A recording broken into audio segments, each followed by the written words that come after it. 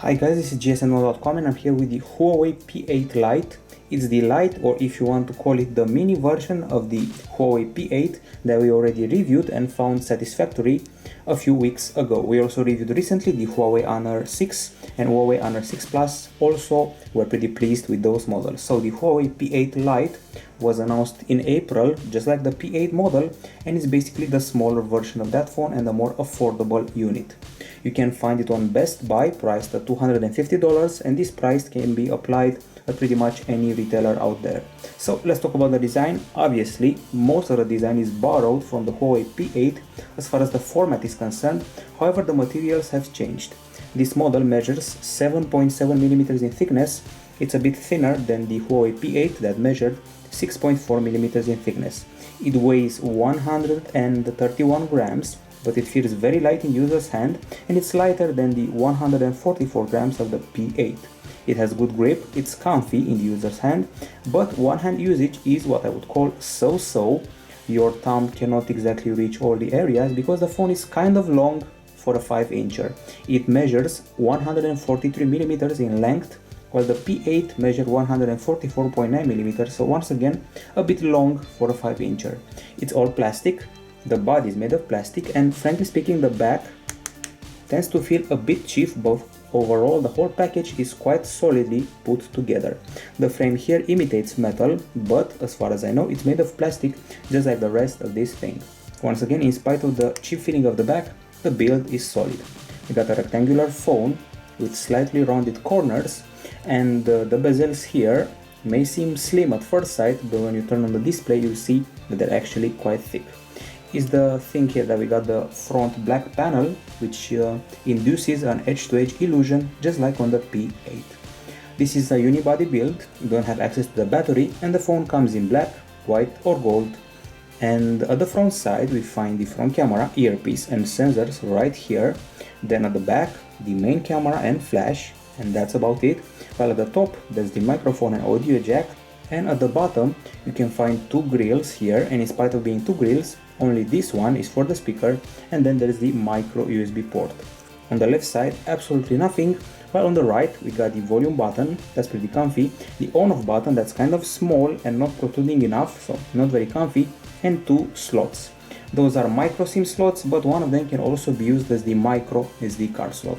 Overall, the design is okay for the price you pay here, which is $250, but it's a bit below the quality of a Galaxy A model if you really want to draw comparison. Now, as far as the hardware is concerned, what we're getting here, it's a 5-inch IPS LCD screen with a resolution of 1280x720 pixels, and the processor inside the phone is an octa-core high-silicon Kirin 620 clocked at 1.2 GHz. It's a 64-bit CPU, and it has Cortex A53 cores. The GPU, it's a Mali 450MP. We also have 2GB of RAM and 16GB of storage available here. Specs also include a 13MP back camera with BSI and LED flash and a 5MP front shooter, and on the connectivity side we got GPS, we also got GLONASS, LTE category 4, Wi-Fi 802.11 BGN. We also have Bluetooth 4.0, NFC on some markets in some versions of the phone, and finally FM radio. In the section we call others, we get an accelerometer, proximity sensor, compass and ambient light sensor, and finally we got the lithium polymer battery with a capacity of 2200 mAh. On paper, this battery should offer you 380 hours of standby or 11 hours of talk time.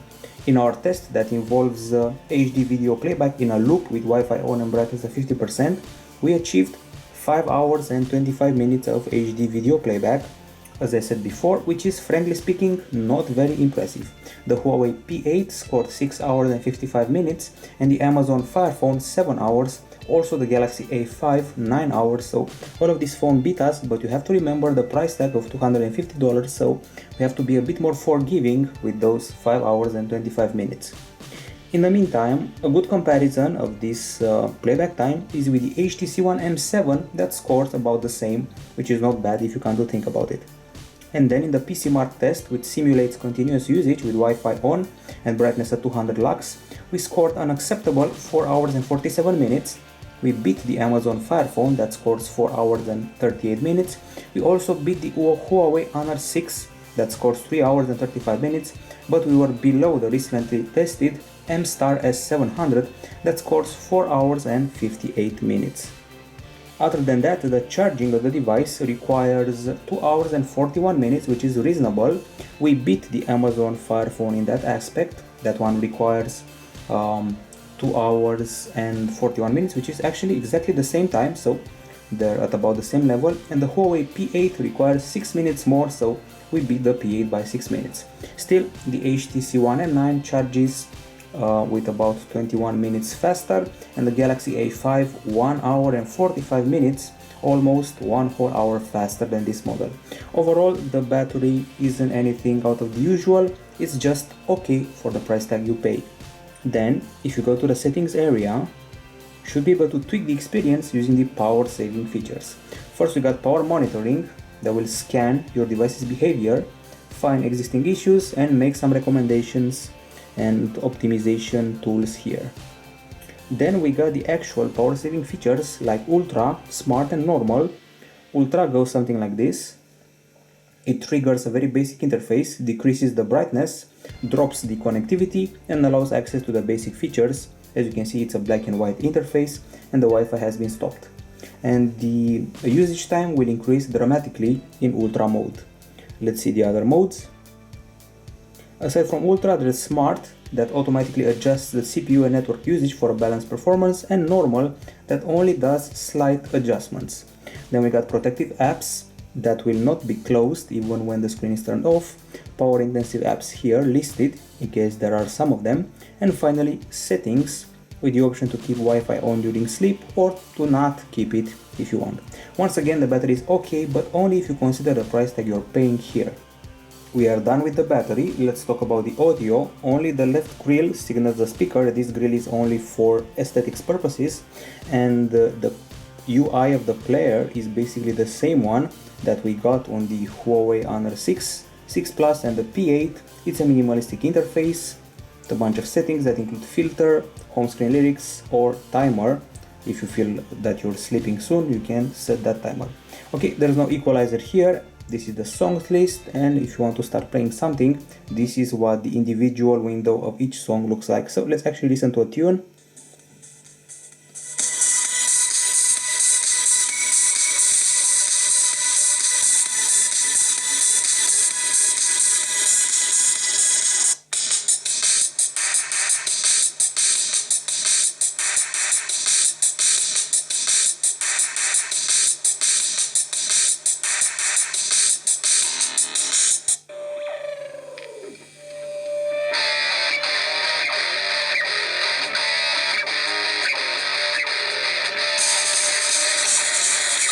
Okay, an interesting aspect to notice here, because you have the speaker at the bottom, there is no muffling on a flat surface. However, if you're holding the phone like this during gaming or video watching, notice what happens.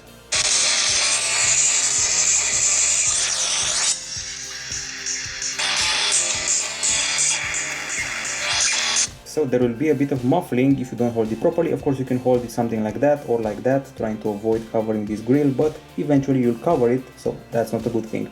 As far as the actual acoustics go, the volume is quite high, the back vibrates a bit, the bass is okay, and there's good clarity here.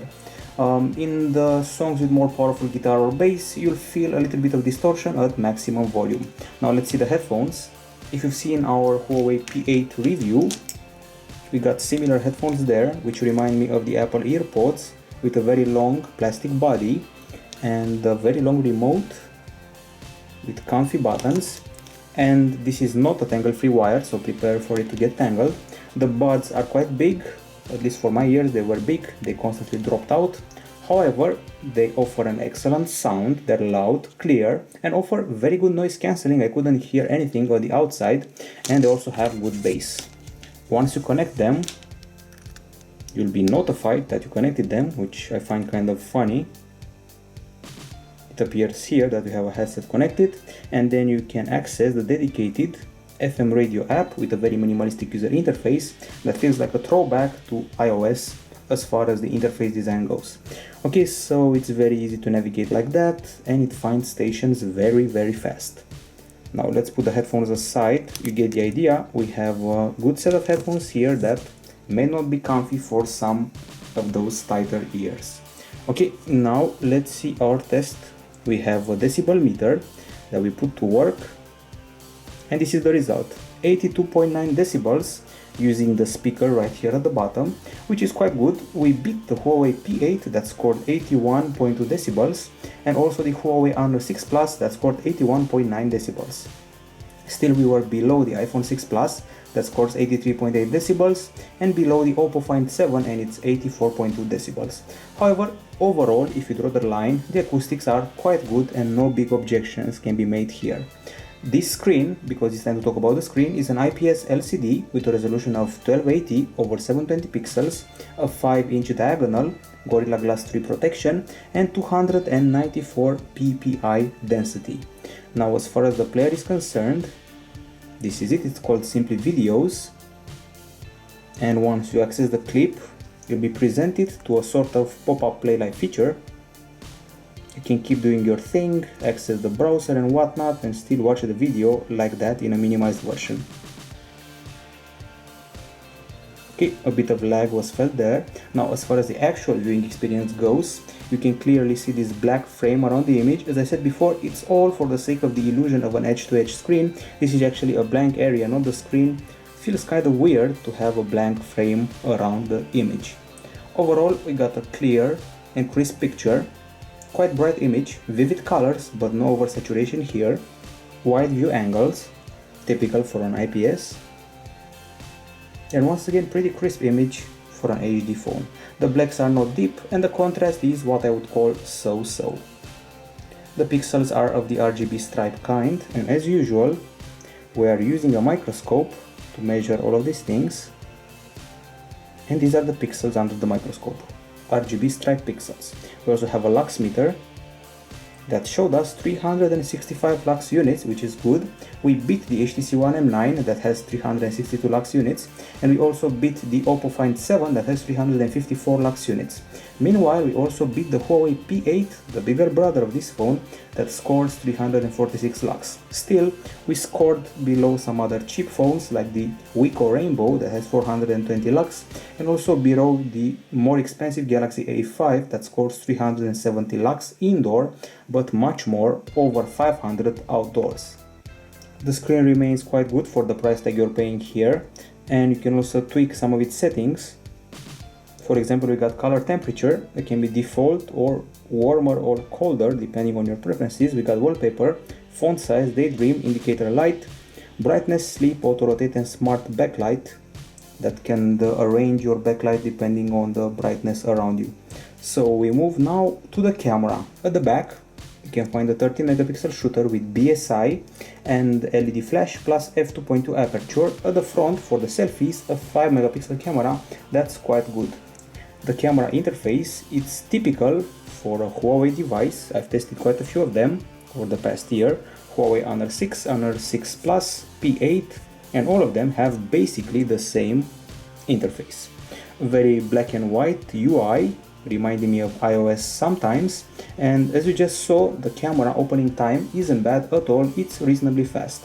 So on the left side of the screen, we got the main capture options such as HDR, best photo, audio note, panorama, all focus, and watermark.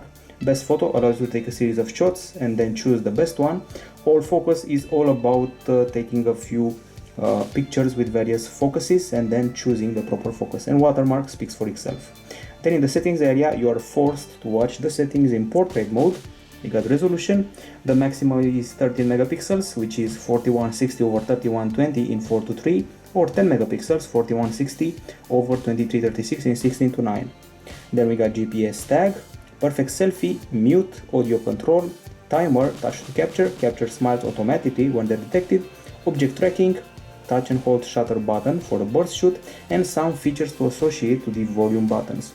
There's also ultra snapshot, allowing you to double press the volume down key when the phone is locked to open the camera.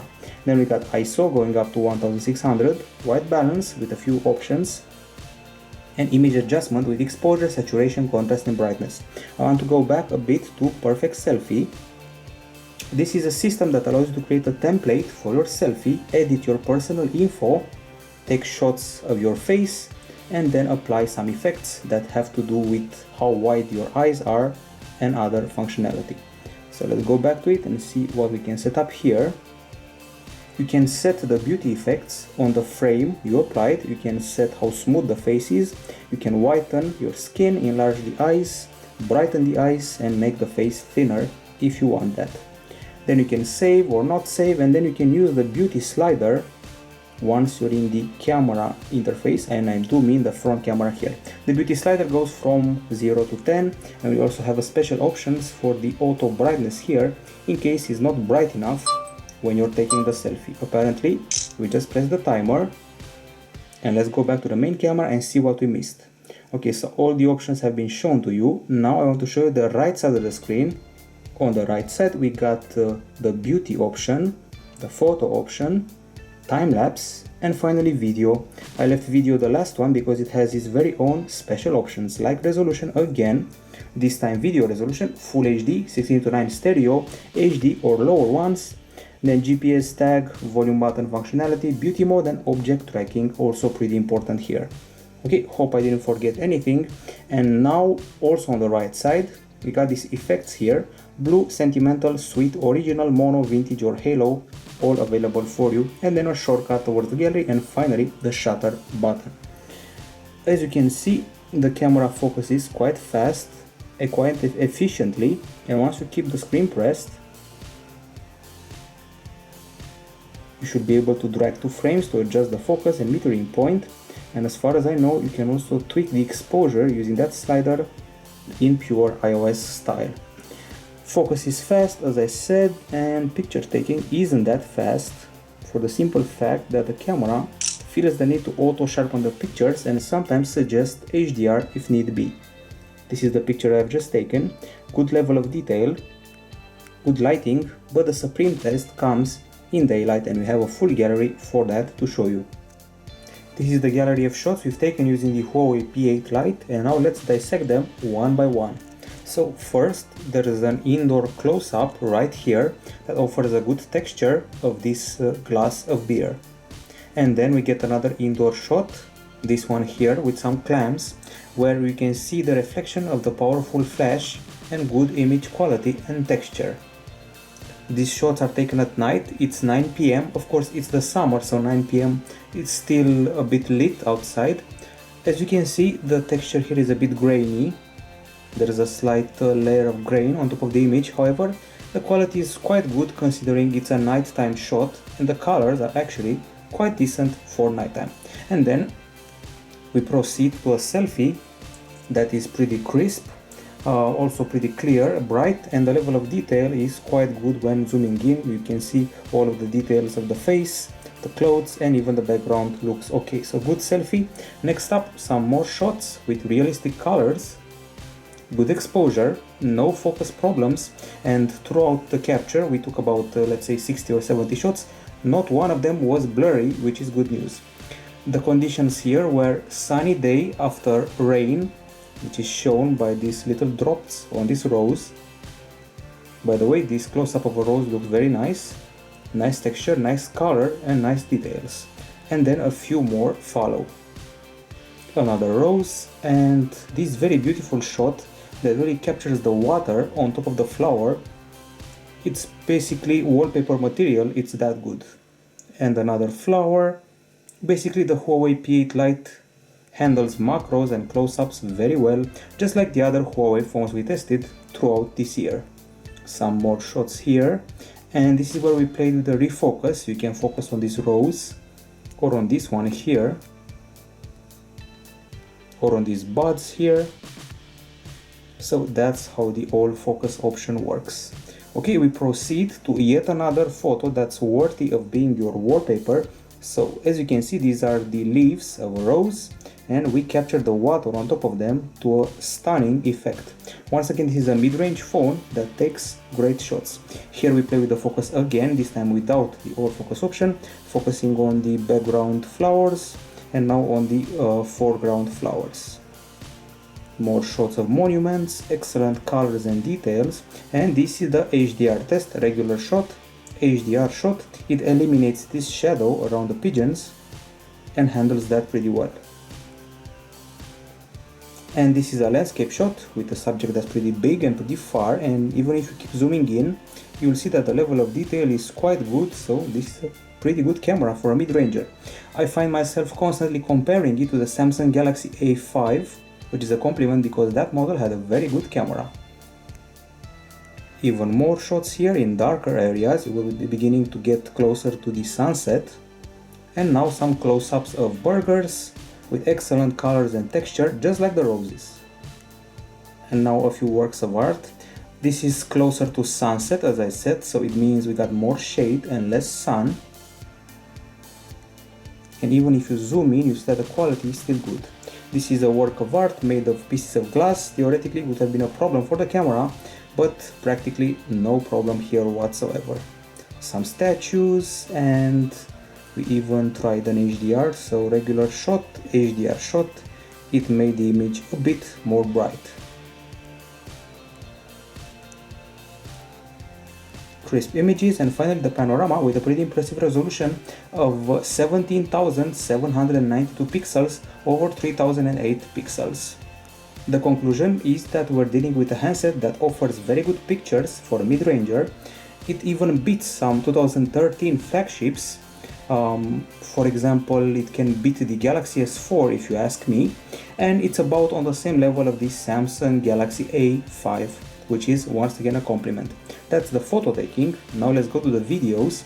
We only have 3 videos here, MP4 format, 30 frames per second, and a bitrate that's kind of small, 10 mega per second. I'm used to 16 or 17 mega per second. So let's look up the first video. See how that is handled here. There is a video section in the gallery, luckily. So this is the first one.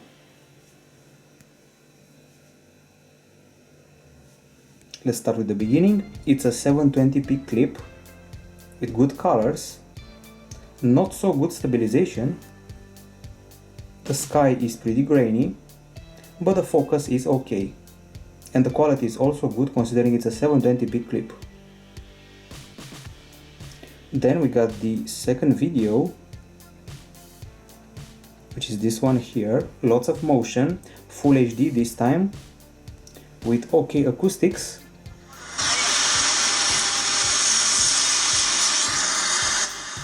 A bit of motion blur because of all the moving subjects, and sadly some poor exposure change as the video progresses.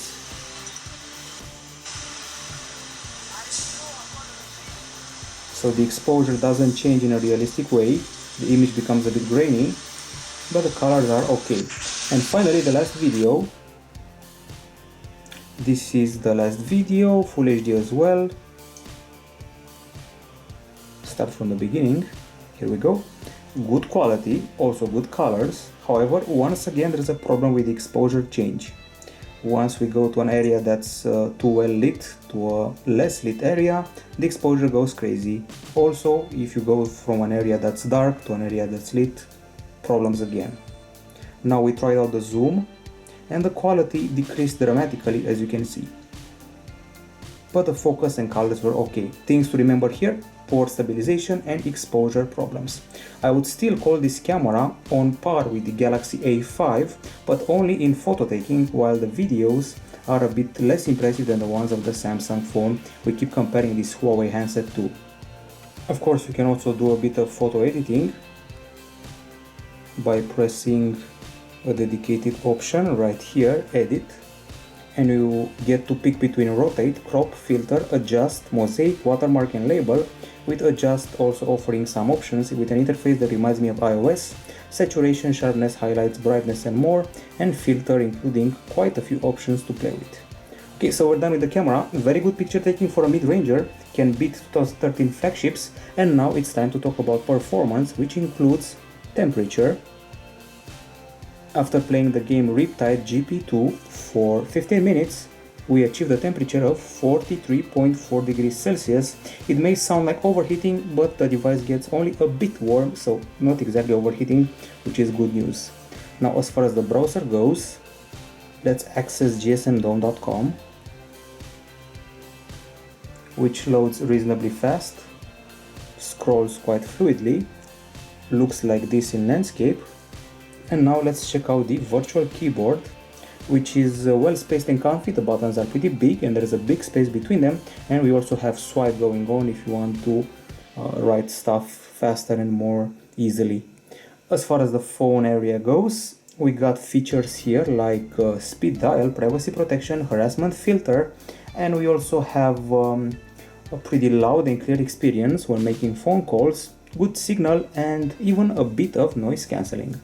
Now it's time for the benchmarks, and you're probably wondering what handsets I picked to compare this model to. Well, the Huawei P8 Lite has a Kirin 620 processor, it's an octa-core. I'm comparing it to a MediaTek MT6592, also an octa-core, on the AllView X2 Soul handset. And finally another octa-core, Snapdragon 615 on the HTC Desire 820. And now let's have a look at the benchmarks. I'm going to start with Quadrant. In Quadrant we score 9,400 points, while the AllView X2 Soul scored 14,654 points, and the HTC Desire 820 20,058 points. In Antutu we had a score of 35,596, beating the AllView X2 Soul and its 27,630 points, but also beating the HTC Desire 820 with its 31,000 points. There's also a Nenamark here. In Nenamark we had a score of 60.2 frames per second, thus we beat the AllView X2 Soul and its 57.2 frames per second, and the HTC Desire 120 and its 59.9 frames per second. There's also Velamo here, and in Velamo we scored 1940 and we got beaten by the AllView X2 Soul and its 2624 score, and also by the HTC Desire 120 and its 2390 score. Then there's 3D Mark, which was a bit of a disappointment, a lower than expected score of 5656, while the AllView X2 Soul had 7138 and the HTC Phone 9276, so that's a big difference. Geekbench 3 is also recorded here, 591 over 2600, the AllView model 445 over 2464, and finally the HTC Phone had 666 here and 2522 there. GFX is also on the list. Let's find its result. In the T-Rex off-screen 1080p test we had 5.6 frames per second, which is not exactly great for a GPU, while the AllView X2 Soul had 8.7 frames per second and the Desire phone, Desire 120, had 15 frames per second, almost 3 times more than our model. We also did a speed test and we achieved 19 megapixel in download and 20 in upload, while the rivals, the X2 Soul, had 12 and 19, so we beat it, and the Desire 120 had 24 and 21, so it beat us. In browser mark, let's see how we did. 1045, we beat the AllView Phone by about 200 points, got beaten by the HTC Desire by about 400 points. In SunSpider, the lower the better, and our score was pretty big, which is not good. 1618 here, while the AllView X2 Soul had 1074 and the HTC Desire 120 1452. Next up is Basemark X with a score of 11,415, quite good. We don't have the score for the AllView model, but the HTC Phone had 10,351, so we beat it. Overall, this model from Huawei, wins 3 out of 11 battles in front of the HTC. It also wins 6 out of 11 battles in front of the AllView Phone. It doesn't suffer from lag. As you can see, when you have multiple apps open at the same time, there is no problem with lag on this handset. Speaking of apps open at the same time, some of them may not be games, like Riptide GP2. We use this title as a benchmark on all of our handsets because it has 3D graphics. It's quite demanding, especially if you set up the graphics level all the way to the top.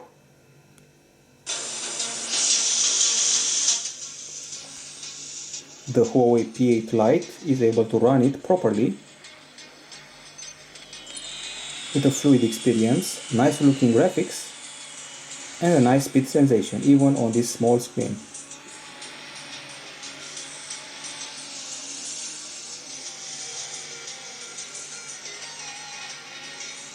And now let's pull a stunt. Okay, so that's the gaming in a nutshell. We had no problems with the gaming on this handset and no problems with lag, which is always good news. As far as the OS and UI are concerned, let's see what we're dealing with here. So this is a model that runs Android Lollipop with Emotion UI 3.1 on top, basically like the Huawei P8 before it. There is no app drawer, all of the apps are placed on the home screens, and as I said before, it's exactly the same experience as on the Huawei P8. For the multitasking, you'll be doing this. You'll trigger this area with all sorts of thumbnails, which reminds me of the experience from HTC Sense, and you can swipe up to close them. This is a flat and colorful user interface. It looks quite nice, it's very minimalistic, perhaps too minimalistic. Some aspects of it remind me of iOS, like the camera UI, and maybe the drop-down area. If you keep the screen pressed, you'll trigger wallpaper, widgets, transition, and more settings. Wallpapers go like this, then widgets, almost no stock widget, a lot of changes here, transitions, quite a few of them, and more settings like home layout, 4:4, 4:5, auto align, shake, patch app icons, which you can change. These show what's happening with a certain app, and home screen loop finally.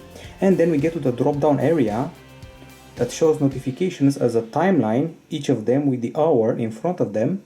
And then you get to the quick settings that are shown in a minimalistic way on a transparent background, and they involve connectivity options, screenshot, torch, and GPS. And finally, let's go to the settings area.